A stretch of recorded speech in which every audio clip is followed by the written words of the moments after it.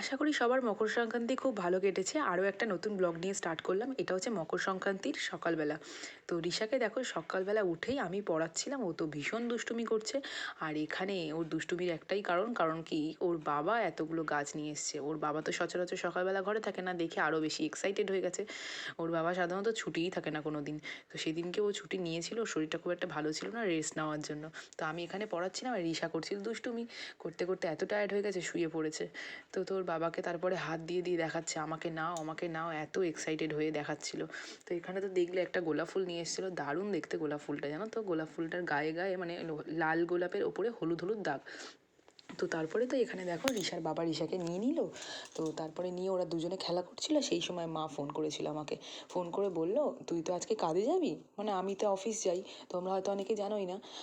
আমি অফিস যাই, তো ওখানে যাওয়ার সময় আমি রিশাকে মার কাছে রেখে দিয়ে যাই। মা আর বাবা ওই টাইমটায় ওকে দেখাশোনা করে, ও ওদের কাছে খেলাধুলা করে, আমি তো খাইয়ে দিয়ে যাই। আর সন্ধেবেলা হয়তো টুকটাক একটু মার কাছে খেলেও না খেলেও আমি এসে খাইয়ে দিই, আমি তো বেশিক্ষণের জন্য যাই না। তো এখানে মাকে ওর কাছে মানে মার কাছে ওকে রেখে দিয়ে গেছিলাম। আর তারপরে আমি কাজ থেকে ফিরে আমি এখানে পুলি পিঠে বানাচ্ছিলাম, কারণ মা তো একা পারবে না। তাই তো বাবা দেখো এই একটাই বানিয়েছিল, যেটা রিশার হাতে দিচ্ছিলাম।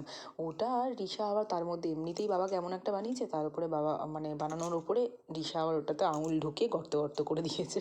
যাই হোক, তা আমি দেখো সবে শুরু করেছি এখানে, আর ওখানে রিশা বসে বসে দুষ্টুমি করছিল পিঠেগুলো নিয়ে।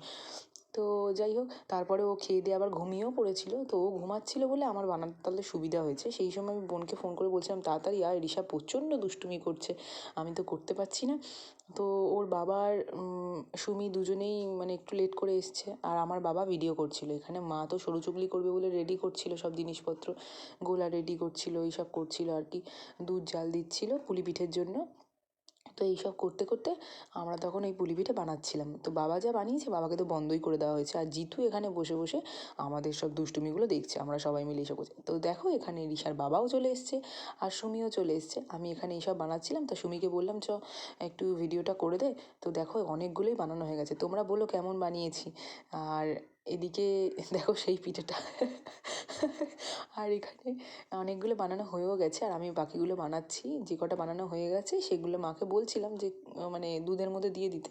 আর রিশা দেখো মিমিকে দেখে এত দুষ্টুমি করছে আমার মেয়ে, আর ওর বাবার কোলে নাচানাচি করে চলেছে। ঘুম থেকে উঠে গেছে, গিয়ে দুষ্টুমি করতে শুরু করে দিয়েছে। দেখেছো কেমন দুষ্টু হয়েছে, ওই দেখো লাফাচ্ছে। ভিডিওটা দেখেও আমার হাসি পাচ্ছে, মনে পড়ে যাচ্ছে ও এত দুষ্টুমি করছিল সেদিনকে ওই বাড়িতে গিয়ে। সুমিকে তো টেনে টেনে হামি দিচ্ছে। আর এখানে জিতু আবার মার কাছে বসে আছে, আর মা দেখো সরু চুগলির পাহাড় বানিয়েছে। সেদিনকে অত সরু চুগলি বানিয়েছে, তারপরেও আমাদের কম পড়ে গেছে। আমরা এত পিঠে খেতে ভালোবাসি, মা বললো যে তাহলে তোরা এখানে খেয়ে যাবি। তো ওই জন্য প্রথমে দিয়ে দেবে বলেছিল, বাড়িতে নিয়ে চলে যাবো বলেছিলাম।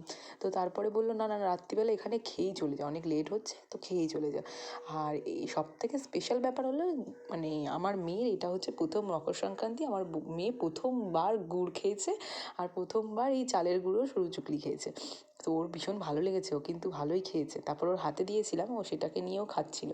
আর এখানে দেখো আমি তো পুলি পিঠে বানিয়েই চলেছি, সে আর শেষ হচ্ছে না, কারণ এরা এত হাসাচ্ছে, এত ডিস্টার্ব করছে। আমি গল্প করবো না বানাবো, আর ও তো মিমির কোলে উঠে দেখো না কি খুশি, মানে দারুণ ওর খুশি আনন্দ সেদিনকে। আর ওর ওর বাবার আবার খিদে পেয়ে গেছিলো, তো সুমির হাইড অ্যান্ড সিকগুলো বার করে করে খাচ্ছিল। আর আমি এখানে পিঠে বানাচ্ছিলাম। তো দেখো অনেক ভালো ভালো পিঠে বানিয়েছি, কিন্তু তোমরা বলো কেমন হয়েছে। আর তোমরা এবছর মকর সংক্রান্তিতে কী কী পিঠে বানালে আর কীরকম বানালে আমাকে ফটোটা কিন্তু পাঠিও কমেন্টে, আর লিখে জানিও। আর ওর বাবাকে দেখো দেখাচ্ছে আমি কি হাইড অ্যান্ড সিক খাচ্ছি। আমাকেও খেতে বলছিল, আমি খাইনি। আর রিশাকে দেখো, রিশা খাবে বলে ওরম করছে, আসলে ওকে তো দেওয়া যাবে না এইসব চকলেট বিস্কিট, ওকে তো আমি দিই না এখনও অবধি না। ও তো সলিড ফুড খায় ঠিকই, কিন্তু এইগুলো তো ওকে দেওয়া যায় না, জানোই তো অনেক চিনি দেওয়া থাকে। তো ওই জন্য দিই না। তো এখানে দেখো কীরকম করছে, বা বা বা বা বলছিল। এখন তো রিশা একটু একটু কথা বলতে পারে। তো দেখো আমরা এখানে খাচ্ছিলাম, ওর বাবা আর আমি, আর ওর গালে দিচ্ছিলাম একটু একটু করে গুড়। তো ওর তো স্যারেলাক খাওয়া হয়ে গেছে, অনেক রাত হয়ে গেছিলো, ওকে একটুখানি গুড় দিয়েছি। এক্সপ্রেশনটা দেখো কেমন লাগছে। ওর ভালোই লেগেছে এক্সপ্রেশনটা দেখে, তো তাই মনে হলো।